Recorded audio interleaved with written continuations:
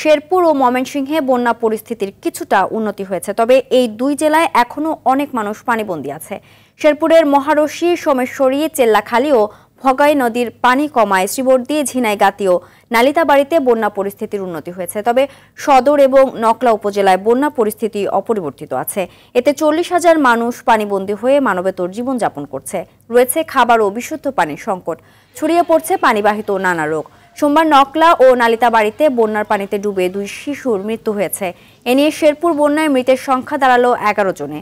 ময়মনসিংহের হালুয়াঘাট, ধোবাউড়া ও ফুলপুরে এখনও পানিবন্দী আছে 1.5 লক্ষাধিক মানুষ। পানিতে তলিয়ে গেছে বিভিন্ন সড়ক, ডুবে আছে জমির ফসল। নেত্রকোনায় বন্যার পানিতে ডুবে আছে 123টি গ্রামের নিম্নাঞ্চল। বন্যায় জেলার 186টি সরকারি প্রাথমিক বিদ্যালয়ের পাঠদান বন্ধ আছে।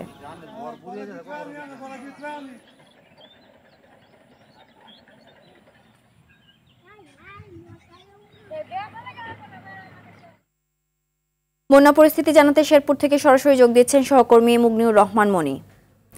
মনি, নতুন করে কোনো এলাকা প্লাবিত হয়েছে কিনা, সবশেষ কি তথ্য রয়েছে আপনার কাছে জানাবেন?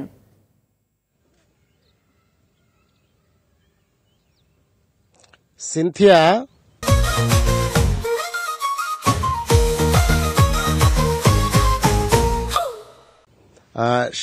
শেরপুর জেলায় আকস্মিক পাহাড়ি ঢলে সৃষ্ট বন্যায়, মানে ভয়াবহ বন্যায় শেরপুরের কিন্তু 5টি উপজেলায় কিন্তু বন্যা কবলিত হয়ে পড়েছিল। কিন্তু গত কয়েকদিন, মানে 2 দিন বৃষ্টিপাত না থাকার কারণে পাহাড়ি নদী সোমেশ্বরী, ভুগাই, চেল্লাখালী এবং মালিঝি এই নদীগুলোতে পানি নেমে যাওয়ায় উজানের বন্যা পরিস্থিতির অনেকটাই উন্নতি হয়েছে।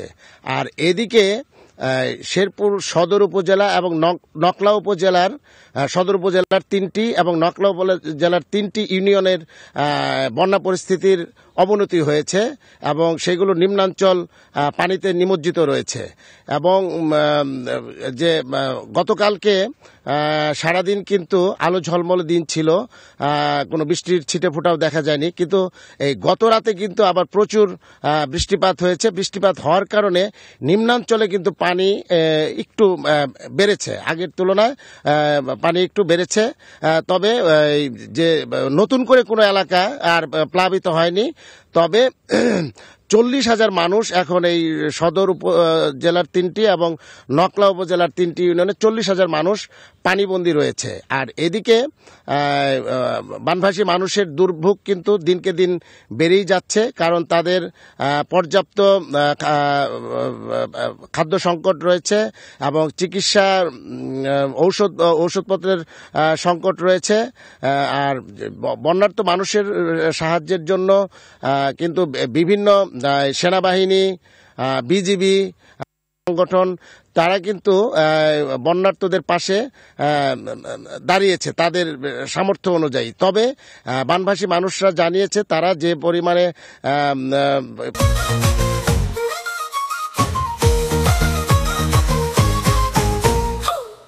পাওয়ার কথা সেই সাহায্যটি কিন্তু তারা পাচ্ছে না। যেমন আজ রাতে নালিতাবাড়ির হাতিপাগার বিজিবির হাতিপাগার ক্যাম্পে ময়মনসিংহ বিজিবির লেফটেন্যান্ট কর্নেল মোহাম্মদ ইসমাইল রান্না করা খাবার পরিবেশন করেছে 5 শতাধিক বন্যা দুর্গতদের মধ্যে।